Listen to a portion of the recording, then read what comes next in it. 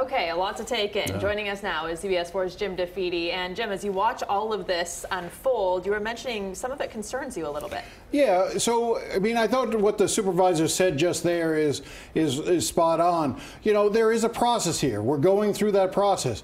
Look, Florida elections are close. The last two governor's elections were decided by 60,000 votes. This one's probably going to be decided by about 40,000 votes. Just because an election is close does not mean that it's fraudulent. There is no evidence of fraud. Carrie Codd said that earlier. It bears repeating. FDLE has already checked. They find no evidence of fraud right now, so they're not investigating.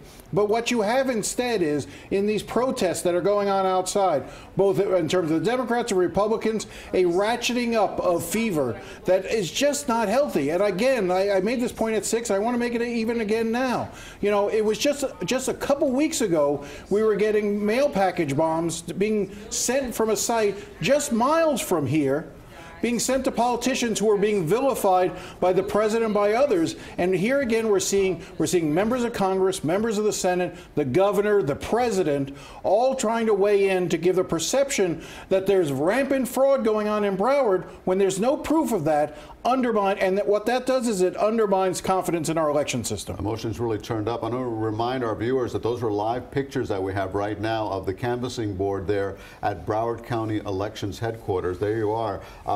Jim, how do you see all of this playing out?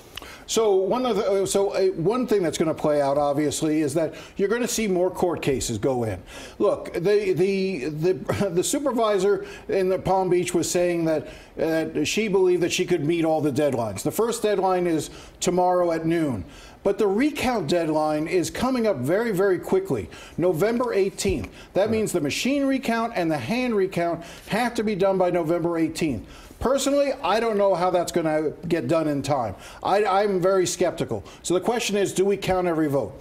I spoke earlier today with Marco Rubio, and I want to play some sound with him because, again, goes back to that notion of, is this just Broward being slow? And maybe, you know, look, there's fair criticism of Brenda Snipes, but there's a difference between being slow and being crooked. So I want to play some of the exchange that we had with myself and Marco Rubio.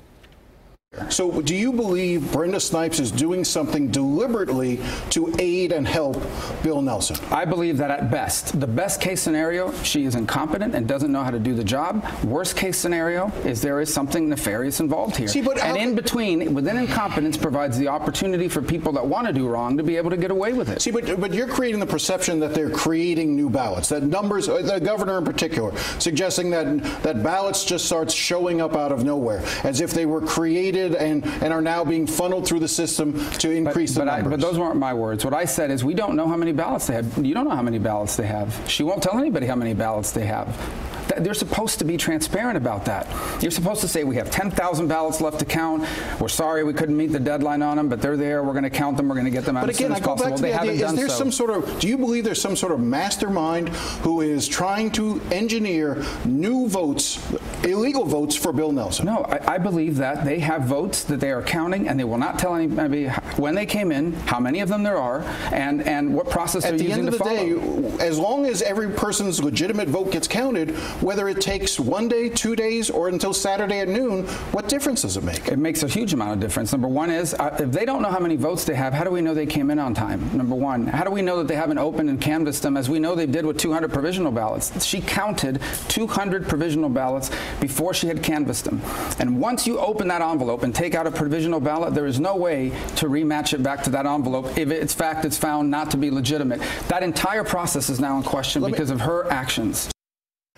Again, I'm not sure that you can say the entire process is called into question over 200 ballots when you had hundreds of thousands of ballots cast in Broward. But again, I think these are the times we're in. Okay, Jim, thank you. And you can watch Jim's entire interview with Senator Marco Rubio this weekend on Facing South Florida. Facing airs Sunday at 8:30 a.m. right here on CBS 4.